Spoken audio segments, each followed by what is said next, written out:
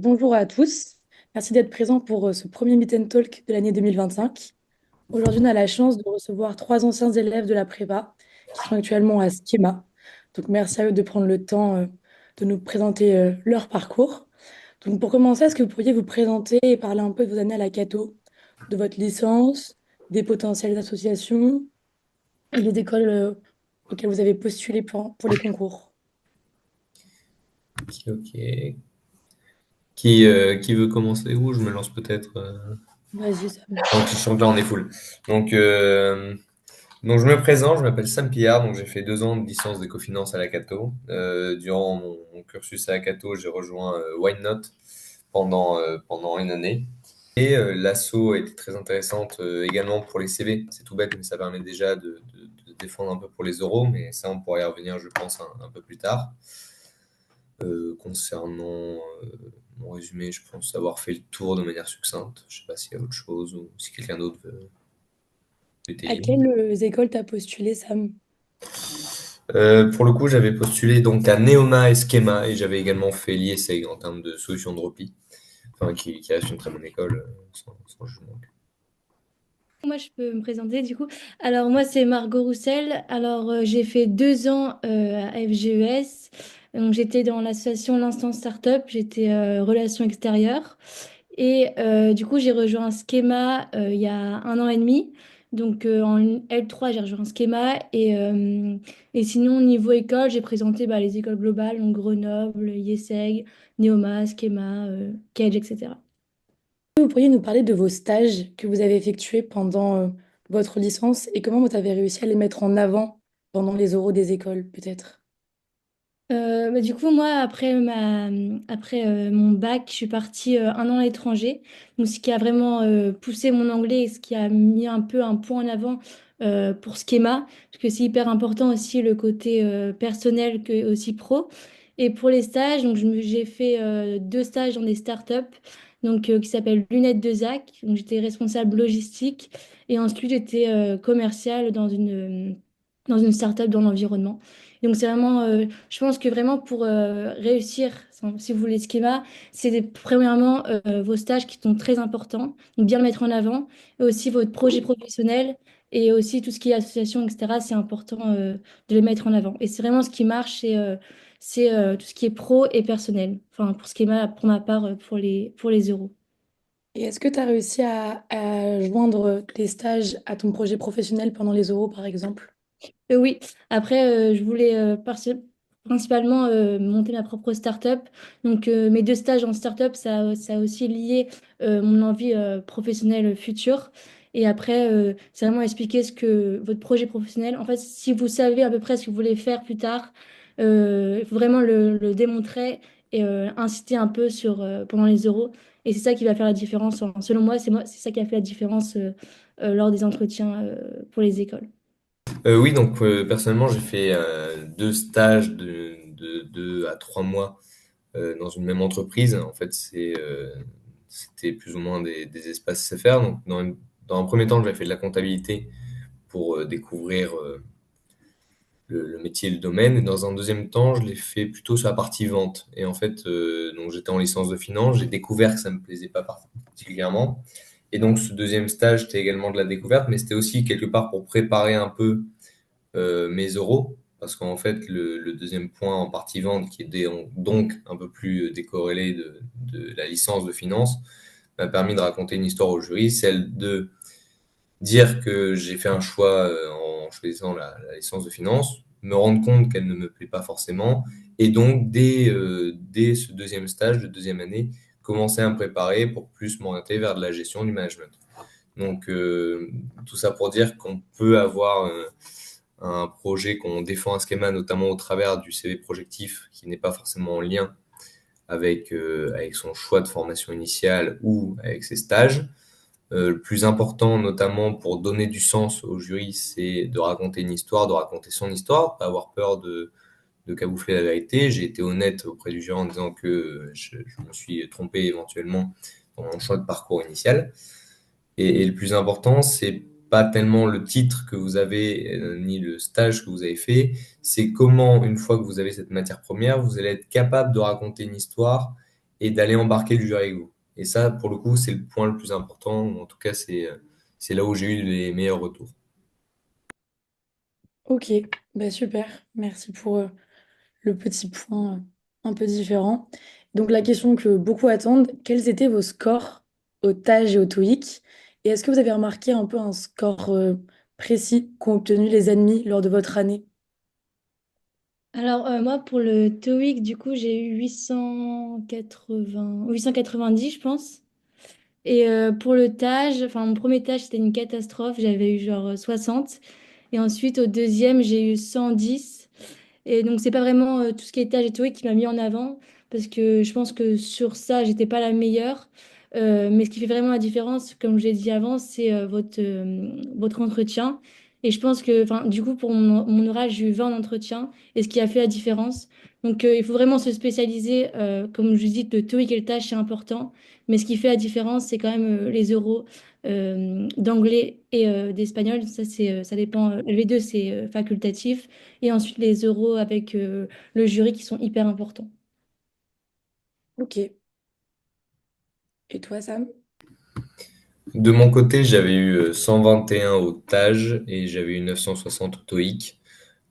Ça m'a permis de bien me placer dès l'admissibilité. Ne négligez surtout pas tout ce qui est la partie dossier académique qui compte énormément. Après, une grande partie se joue également au niveau, pardon, des entretiens avec le jury. Personnellement, j'avais un peu moins réussi l'allemand. La LV2 est pas négligée et le dossier de personnalité, enfin l'entretien de personnalité et le dossier projectif était et vraiment peut-être de tout le processus pour intégrer Schema. Je pense que l'entretien avec le CV projectif est plus important, ce qui paraît logique, mais ne vous découragez surtout pas si vous avez des scores qui ne sont pas forcément à la hauteur de vos attentes sur TOEIC ou sur TAJ, en sachant que ça va compter in fine pour une très, très faible partie. Après, je pense que le minimum quand même à avoir, c'est 100. Enfin, parce qu'après, en dessous de 70, c'est quasiment impossible. Et après, au TOEIC, je pense que... Enfin, souvent, on dit qu'il faut avoir au-dessus de 850 à peu près. Mais de toute façon, si vous avez le maximum de points, enfin, c'est mieux, ça vous positionne mieux dans le classement. Mais comme disait Sam aussi, ce qui est important, c'est vraiment les euros. Ok, donc les scores, entre les scores, le dossier et les euros, ça se compense un peu quand même Ouais, selon vos points forts. ouais. Parfait. Est-ce que vous pourriez développer un peu plus sur le parcours que vous suivez actuellement? Donc les cours que vous avez, le master que vous avez décidé de suivre et les cours qui vous plaisent ou non. Voilà, un peu un retour général. Du coup, moi, je suis arrivée il y a un an et demi, donc en L3. Donc, le premier semestre, c'est des cours globaux, enfin, marketing, tout ça, etc., qui sont en tronc commun, donc tout le monde a ses cours. Et ensuite, au second semestre, on se spécialise dans un track. Donc, il y a plusieurs tracks, pardon. Il y a l'IA, il y a tout ce qui est finance, il y a tout ce qui est environnement, etc. Donc, moi, j'ai choisi environnement parce que ouais, c'est un sujet qui me plaisait. Et ensuite, en Master 1, on peut décider soit de continuer le même track ou de changer. Donc là, actuellement, je suis en césure de 1 an. Du coup, je fais 2 fois 6 mois de stage. Donc tout ce qui est master, j'ai pas encore choisi, mais là, il faut qu'on fasse nos vœux à partir de janvier. Mais c'est surtout une simulation. Donc en fait, ce qui est bien en schéma, c'est que vraiment, votre parcours, il est personnalisé. Donc les tracks, ça permet de voir dans quel master vous souhaiterez vous positionner plus tard. Et donc c'est vraiment super parce que vous pouvez choisir vraiment ce que vous voulez pour pas vous tromper entre guillemets dans vos suites de parcours dans le master que vous avez choisi. Et tout ce qui est international, donc souvent on peut, enfin du coup Schema, il y a disons, des campus à l'étranger et vous pouvez partir quand vous voulez à l'étranger. Donc c'est vraiment un point important aussi que Schema, c'est tout ce qui est international. Et pour info, du coup, je suis à Sophia Antipolis, donc dans le sud. Voilà. Sam, rien à... Pour le coup, je trouve que c'est assez Ouais. exhaustif. Là, c'est assez complet. Ok. Et toi, Sam, une spécialisation peut-être qui te donne envie pour l'année prochaine? Alors là, c'est dès le deuxième semestre au niveau du track, Ok. donc qui représentera 25% de votre cursus.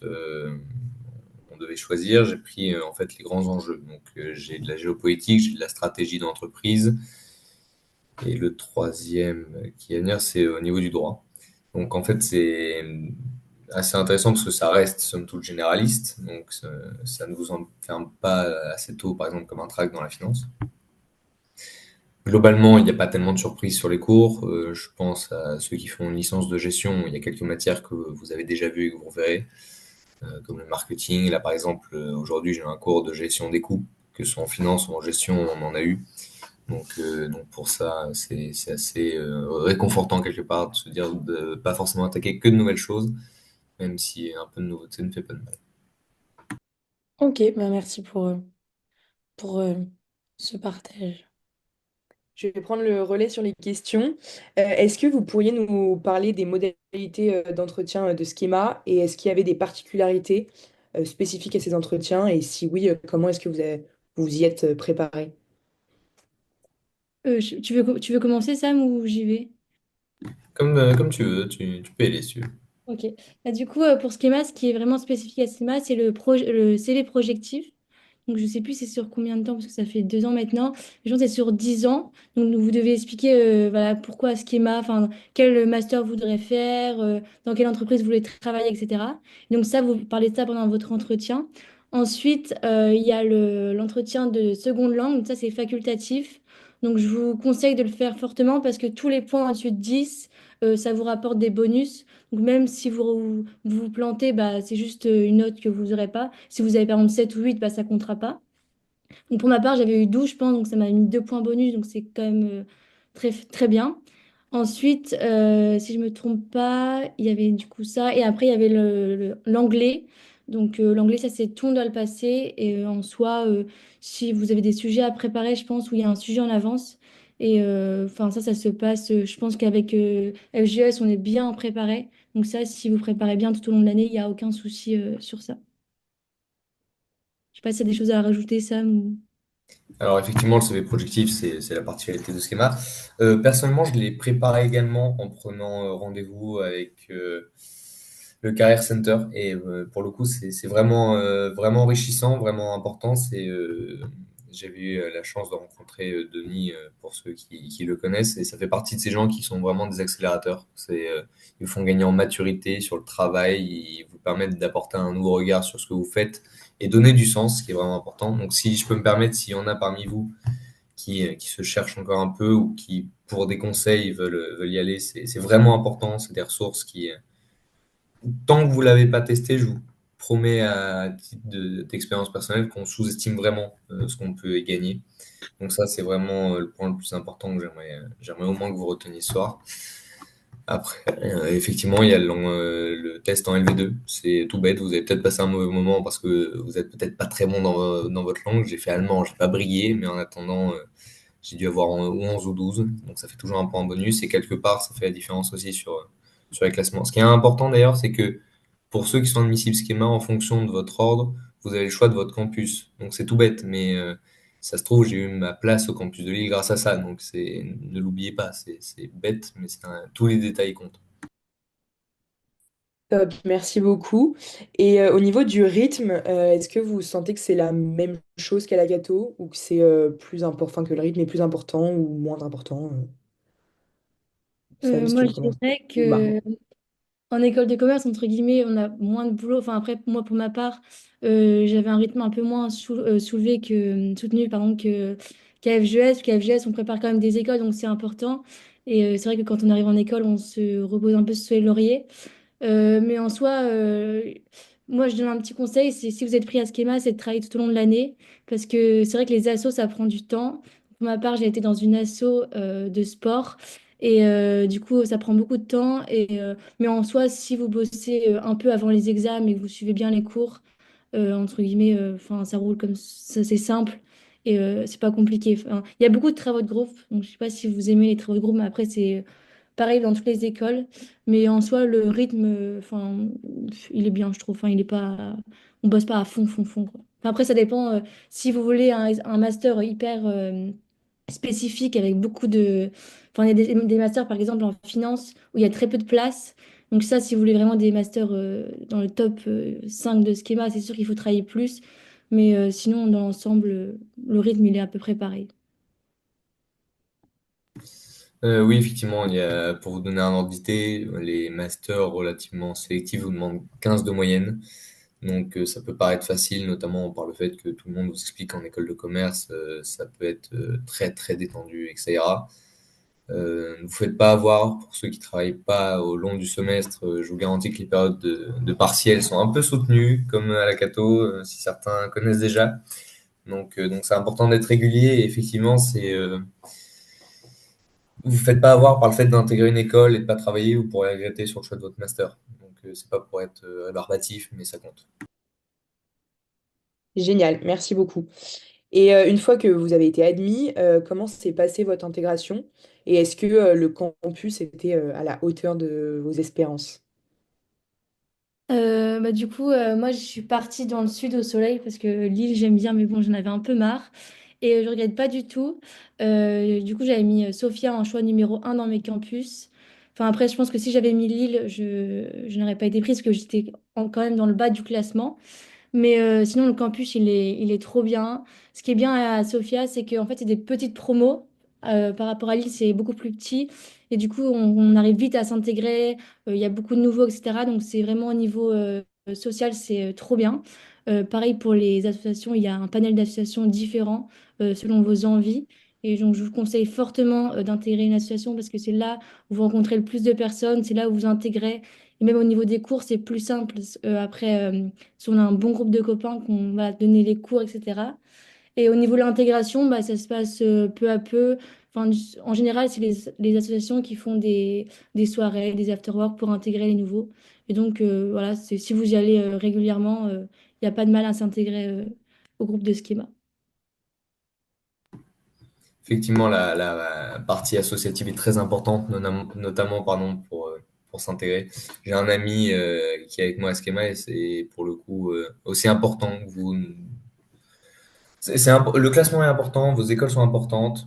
Quelque part, intéressant aussi de savoir. Par exemple, moi, je sais que j'ai besoin de cadres et de repères et d'amis, notamment pour m'épanouir dans l'environnement. Donc, c'est pour ça que j'étais content de partir avec un ami. Euh, L'intégration se fait grâce aux assos en grande partie. Vous avez également les soirées. Euh, le recrutement associatif est assez long. Enfin, je veux dire, ça, je sais pas comment tu l'as vécu, Margot, mais c'était quasiment pour un semestre pour moi. Donc, je suis sur le campus de Lille, donc c'est un peu plus grand. Il y avait effectivement les recrutements, les débuts étaient en septembre, les inscriptions, et on prend notre mandat vers mi-novembre, voire fin novembre. Donc, faut savoir qu'entre deux, on jongle un peu entre les cours, les soirées, les contacts, les machins. Donc, ça prend un peu de temps. Ça peut se faire, mais n'hésitez pas à sortir. Et tout sujet discussion et bon à prendre. Et toute sortie, qu'elle soit, comme je peux voir dans le chat, le casino, comme les soirées au bar, comme les boîtes, enfin bref, il y a beaucoup de possibilités. Merci beaucoup pour vos réponses. Je laisse la parole à Madeleine. Voilà, donc merci pour vos réponses. Et vous avez un petit peu commencé à en parler, mais juste avant, on avait encore une question sur l'intégration. Est-ce que vous avez vu une différence entre les étudiants AST et les étudiants qui sortent de prépa un peu plus classique? Margot, si tu veux. Du coup, pour ma part, je vous conseille vivement, enfin si vous avez Schema et c'était votre choix numéro un, de partir dès la L3. Parce que c'est sûr que les Master 1 qui sont arrivés du coup en septembre sont beaucoup moins bien intégrés que ceux qui sont arrivés en janvier. Donc je vous conseille fortement, donc si vous pouvez, et si vous avez Schema et c'est votre choix numéro un, de partir dès la L3.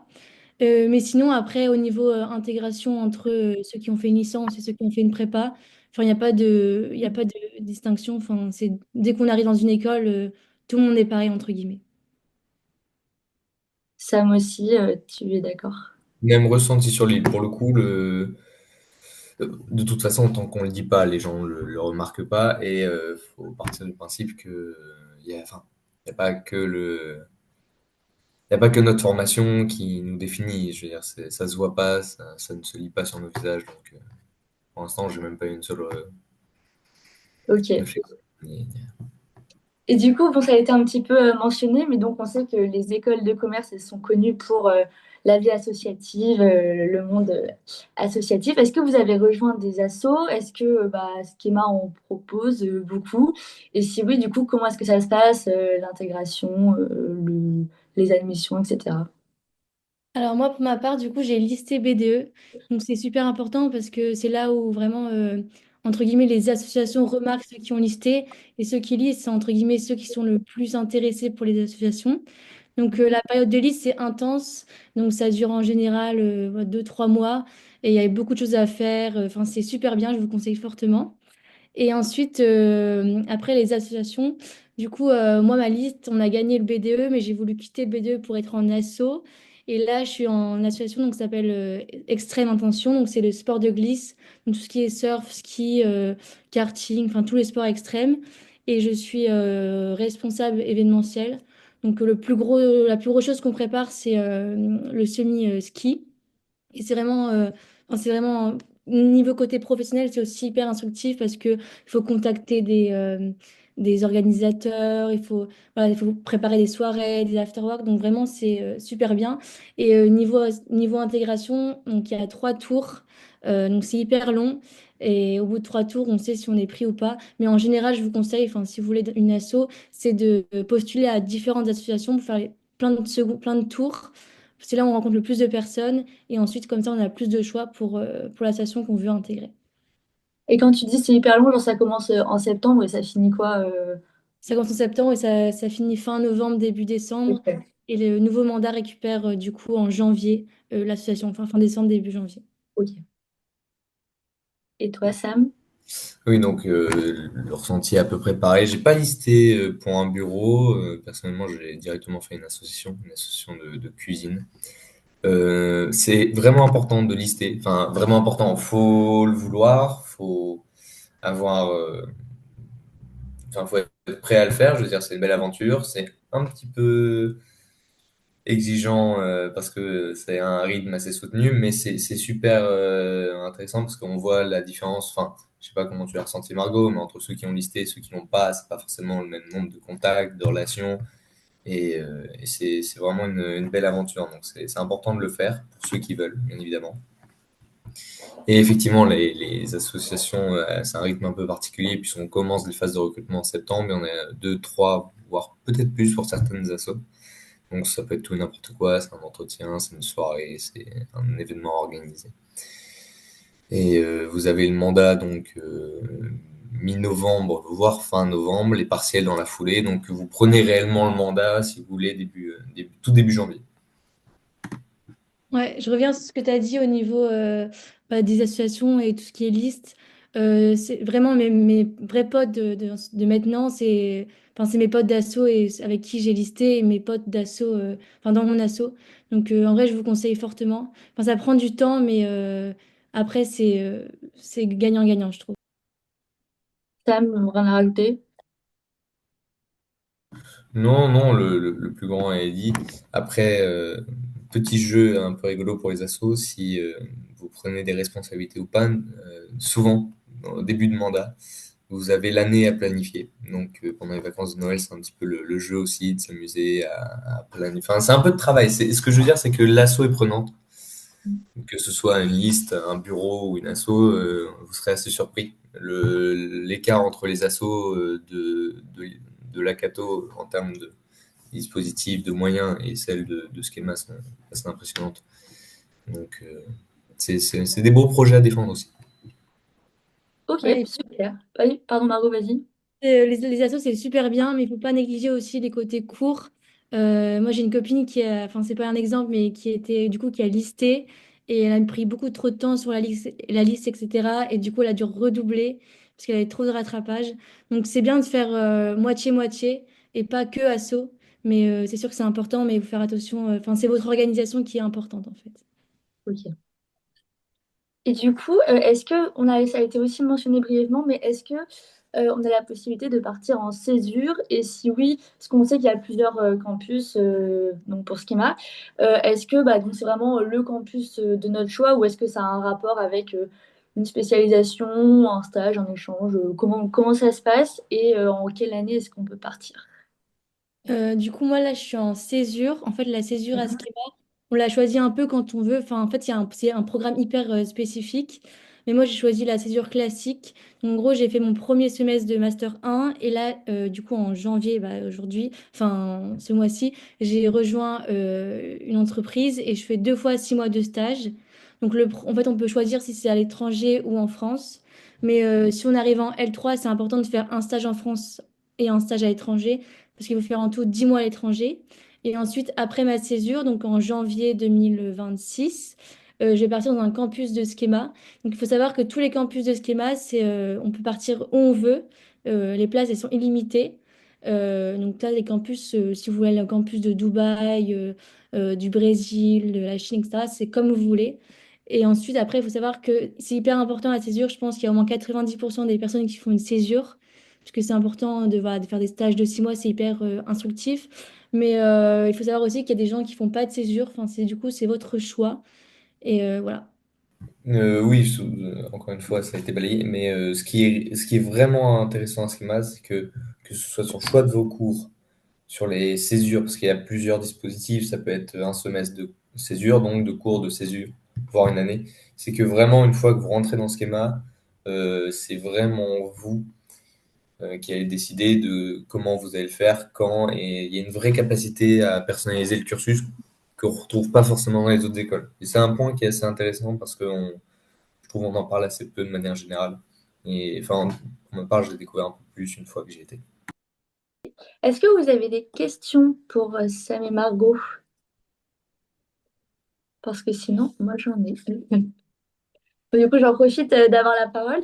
Je voulais savoir, est-ce que le projet pro que vous défendiez aux oraux, il a évolué entre vos oraux et maintenant, genre une fois que vous avez eu des cours peut-être un peu plus spécialisés, peut-être un peu plus pour toi, Margot, mais en soi, Sam, peut-être que tu as eu des cours plus spécialisés. Moi, du coup, ce que je voulais après FGES, c'est fonder ma propre start-up. Mais après avoir beaucoup de stages, je me dis que c'était compliqué et qu'il faut d'abord être sur le terrain. Après, au niveau de mon projet pro, j'ai pas trop évolué. Après, il faut savoir que le projet pro, si vous changez au bout de 2 mois, c'est pas du tout grave. Enfin, c'est juste avoir un peu ce que vous voulez faire plus tard, mais si ça change, c'est pas très grave. Mais en vrai, ce qui est bien, c'est les tracks, comme je l'ai dit, il y a finance, etc. Ça permet de voir ce que vous aimez faire plus tard et donc savoir quel stage faire dans la foulée. Donc là, je suis business developer dans une startup, enfin dans une boîte pardon, qui s'appelle Blissim. C'est tout ce qui est cosmétique. Donc c'est un peu ce que je voulais faire et c'est un peu ce que j'ai parlé dans mon projet pro. Donc voilà. En ce qui me concerne, mon projet pro n'a pas tellement évolué, mais en fait, il a énormément changé à la Cato quand j'avais les rendez-vous avec Denis Simon. Vous pouvez dire que je suis en boucle dessus, mais je vous promets que c'est vraiment très très enrichissant de pouvoir avoir des échanges avec des personnes comme lui. Donc mon parcours, enfin mon projet pro a pas mal évolué courant février quand j'étais encore à la Cato. Et pour le coup, il se maintient encore aujourd'hui. Donc à voir. Encore une fois, ce qui est intéressant avec CIMA, c'est qu'on a au-delà des cours beaucoup d'intervenants. Et ça, je trouve que c'est une vraie richesse également. Alors, ça peut être des intervenants qui viennent de partout, ça peut être de Paris, de Sofia, mais dans ces moments-là, on a des visios pour quand même y assister. Mais ça nous permet vraiment d'avoir une ouverture un peu des chakras, des différents horizons possibles. On a une petite question. Est-ce que vous auriez des astuces pour trouver un stage? Alors, je pense que les stages, il faut aller sur Welcome to the Jungle. Je sais pas si vous connaissez. C'est là où vous pouvez voir vraiment plein de propositions de stages. Après, je pense que LinkedIn, c'est super important avec votre réseau. Et voilà, je pense que vraiment ce qui fonctionne, c'est le réseau. Et après, je pense que je pense qu'à la Cato, ils mettent en place beaucoup de moyens aussi pour savoir, aller voir les anciens de la Cato qui ont fait des stages dans les entreprises qui vous intéressent et contactez-les directement. Voilà, moi, pour moi, c'est ça mon astuce principale. Après, toi, tous les sites de recherche de stage, c'est hyper important aussi. Ou contacter directement les fondateurs des boîtes dans lesquelles vous voulez bosser. Ouais, ça, je pense que c'est important d'avoir un peu de culot. Je veux dire, c'est aussi à ça. enfin, c'est aussi comme ça que ça marche, donc pas avoir peur d'aller envoyer un CV, envoyer un mail, demander un entretien. Je veux dire, ça vous coûte rien. Et au pire, vous avez un refus, mais bon, ça arrivera. Aussi, se préparer en amont. Là, on est par exemple déjà le 13 janvier. Typiquement, faudrait déjà commencer à faire les démarches dans les semaines à venir et essayer d'avoir fait le plus gros d'ici début février. Je pense que le fait de ne pas s'y prendre à la dernière minute est quand même l'un des facteurs les plus importants aussi. Merci. Et moi, j'avais juste une question, alors rien à voir avec les stages. Est-ce que c'est pas mal vu que vous êtes sur deux campus de schémas différents? Est-ce qu'il y a une différence entre les campus ou en soi c'est la même formation, enfin au-delà de l'ambiance, etc. Est-ce que la formation qui est proposée, etc., c'est la même chose ou il y a une différence dans les campus ou même pour les masters ou je sais pas? Du coup, dans le projet, enfin, le tronc commun, c'est pareil. Mais après, c'est à partir du coup des tracks. Et des tracks qui sont uniquement à Sofia, des tracks où ils sont uniquement à Lille et Paris. Donc ça dépend de votre spécialisation. Et après, vous allez changer de campus. Par exemple, si vous arrivez dans le sud à Sofia et que du coup, le premier semestre, il n'y a pas de track, mais le deuxième semestre, vous devez choisir un track. Je sais par exemple que le track de design, c'est uniquement à Sofia. Donc là, vous pouvez changer de campus. Enfin, après le premier semestre, vous pouvez changer de campus comme vous voulez. Voilà. Ok, oui, c'est pas limitant de commencer à un endroit et ok. Non. Souvent, les gens, ils changent enfin, un peu tout le temps. Il y en a qui font un semestre à Dubaï, un semestre en Afrique du Sud, après ils retournent à Paris. Et pareil pour les masters, il y a des masters qui sont uniquement à Lille, des masters qui sont uniquement à Paris. Enfin, en fait, après, on peut choisir comme on veut. Une fois qu'on a intégré ce qui va, on peut bouger comme on veut. Ok. Et c'est aussi, on choisit le campus, enfin, je trouve, surtout pour la L3, parce qu'après, on est vite amené à bouger, que ce soit à l'étranger, il y en a qui peuvent faire leur cursus 100% enfin, 100% à l'étranger. Il y a le premier semestre qui est obligatoirement sur un campus français, mais après, si vous le souhaitez, vous pouvez le faire que à l'international. Donc, ça sera en fonction de vos choix de master, essentiellement, plus que le choix du campus en lui-même. Ok, merci beaucoup. Est-ce que vous avez des questions? Il y a une question qui a été écrite, mais j'avoue que je la comprends pas très bien. Est-ce que vous avez rencontré des difficultés lors de votre tour de France des écoles de commerce? Je pense que ce qu'il veut dire, c'est si vous avez eu plusieurs oraux, etc. Bah, les difficultés rencontrées, je sais pas si vous avez passé plusieurs écoles. Enfin oui, mais est-ce que vous avez passé plusieurs oraux? Moi, du coup, j'ai l'IESEG et Lille, l'IESEG et Schema, pardon, je l'ai fait à Lille. Ensuite, Grenoble, c'était vraiment mon plan C. Du coup, je l'ai fait en visio, parce qu'on pouvait le faire en visio. Et ensuite, pour Kedge, j'étais à Bordeaux. Et Néoma, je suis allée à Reims. Après, c'est cool de bouger un peu, parce que du coup, on voit les campus, on voit où on serait potentiellement amené à être. Et du coup, je vous conseille fortement d'aller sur les campus si vraiment c'est une école qui vous plaît énormément. Mais sinon, non, il n'y a pas de difficulté. Après, il faut un peu shotgun, du coup, les euros en premier pour choisir ses jours. Et après, c'est sûr, c'est compliqué parce que souvent, c'est en mai-juin, si je ne me trompe pas, et c'est pendant votre stage. Donc, essayez un maximum de le prendre le week-end. Je sais que c'est un peu chiant, mais après, il faut voir avec votre maître de stage, etc., si c'est OK pour partir un peu, prendre un jour. Mais je vous conseille fortement d'aller sur le campus si vous aimez l'école et voilà.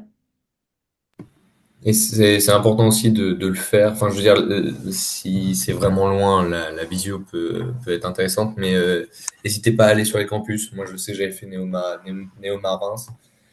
Et c'est vraiment intéressant de voir aussi quelle est quelque part un peu l'énergie de l'école. Ça peut vous faire remettre en question vos choix. Et parfois, c'est intéressant parce que faut pas oublier qu'au-delà du cursus, au-delà du classement, une école, c'est aussi une ambiance, c'est aussi des valeurs. Donc, ça fait vraiment bateau possible comme discours, mais n'hésitez pas à aller voir sur place. Je veux dire, c'est enrichissant. Et au-delà de ça, c'est aussi un bon entraînement, sans dire que les écoles sont des entraînements, mais en fonction de l'école que vous voulez le plus, ça peut être intéressant de ne pas s'y frotter directement et de passer quelques entretiens en avant. Mais oui, enfin, je vous invite vraiment à aller sur les campus, c'est enrichissant et puis des fois un peu perturbant de remettre un peu ses idées en doute. Ok, super, merci beaucoup. Est-ce qu'on a d'autres questions? Si vous avez des questions après enfin, du coup, la visio, n'hésitez pas à envoyer un message sur LinkedIn. Enfin, je pourrais vous répondre. Je sais pas si je vous répondrai à la minute près, mais je pourrais vous répondre même si vous avez des questions sur le CV projectif. Je pense que j'ai encore mon CV projectif du coup d'il y a 2 ans. Donc, je pourrais vous l'envoyer si ça vous intéresse. Si vous avez des questions, enfin, je reste à votre disposition. Oui, au Voilà. même titre, n'hésitez pas, je peux vous l'envoyer. C'est toujours bon de regarder. Et c'est souvent, ça se cache dans des petits détails, notamment sur le CV projectif. Donc, si vous avez des questions, avec plaisir pour nous contacter. Top. Bah, écoutez, merci beaucoup. Merci d'avoir pris le temps de répondre à nos questions. J'ai pris des petites notes, c'était très complet. Donc, bah, merci beaucoup à nos intervenants, à vous d'avoir assisté à la conférence. Et bah, voilà, bonne soirée. Merci Merci beaucoup. beaucoup. Au revoir. Très bonne soirée. Au revoir.